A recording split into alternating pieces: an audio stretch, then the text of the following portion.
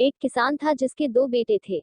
वह बहुत ही आलसी और निकम्मे थे। वह अपने पिता को कामकाज में हाथ बटाने के बजाय आलस किया करते थे, इधर उधर घूमते फिरते थे। किसान को अपने बेटों की बहुत फिक्र थी। वो सोचते थे कि मेरे मरने के बाद इनका क्या होगा, यह अपना पेट कैसे भरेंगे, अपने परिवार को कैसे संभाल पाएंगे। एक दिन किसान की हालत बहुत ही गंभीर थी, कहने का मतलब किसान मरने की हालत में था। तभी किसान ने अपने दोनों बेटों को बुलाकर उनसे कहा कि हमारे खेत में एक खजाना गड़ा हुआ है, लेकिन वह किस जगह है उसकी जानकारी मुझे भी नहीं है, लेकिन खोदने बाद तुम्हें वो खजाना मिल जाएगा। इतना कहकर किसान भगवान को प्यारे हो गए।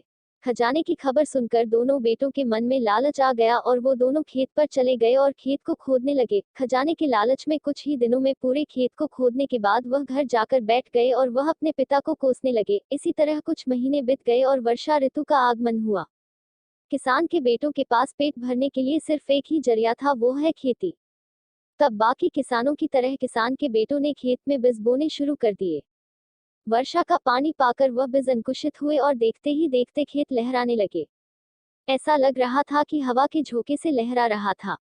यह देखकर किसान के बेटे बहुत खुश हो गए। उनको समझ आ गया कि परिश्रम ही सच्चा धन होता है और वो उसी तरह से अपने पिता के शब्दों का मोल भी समझ गए और अपने कामकाज में लग गए।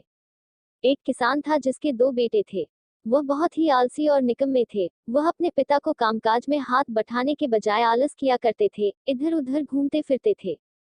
किसान को अपने बेटों की बहुत फिक्र थी। वो सोचते थे कि मेरे मरने के बाद इनका क्या होगा, यह अपना पेट कैसे भरेंगे, अपने परिवार को कैसे संभाल पाएंगे। एक दिन किसान की हालत बहुत ही गंभीर थी, कहने का मतलब किसान मरने की हालत में था।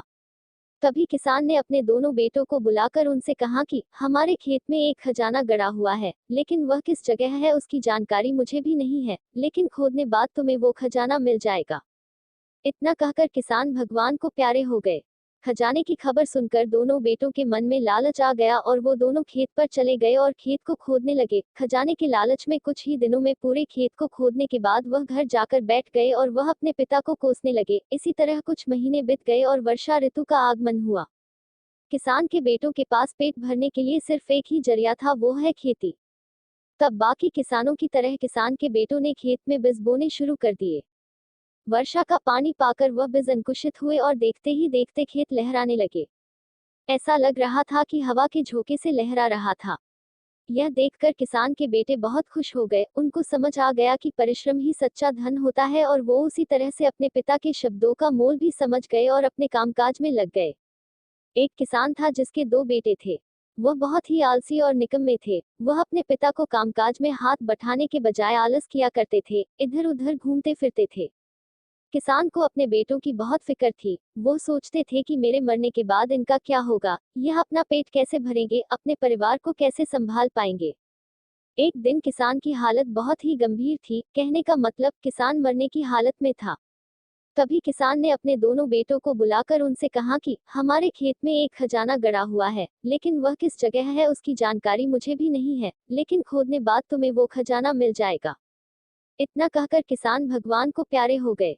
खजाने की खबर सुनकर दोनों बेटों के मन में लालच आ गया और वो दोनों खेत पर चले गए और खेत को खोदने लगे। खजाने के लालच में कुछ ही दिनों में पूरे खेत को खोदने के बाद वह घर जाकर बैठ गए और वह अपने पिता को कोसने लगे। इसी तरह कुछ महीने बीत गए और वर्षा ऋतु का आगमन हुआ।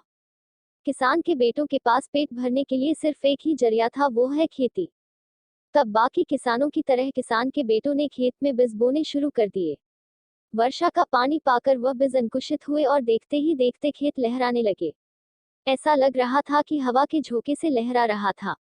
यह देखकर किसान के बेटे बहुत खुश हो गए। उनको समझ आ गया कि परिश्रम ही सच्चा धन होता है और वो उसी तरह से अपने पिता के शब्दों का मोल भी समझ गए और अपने कामकाज में लग गए।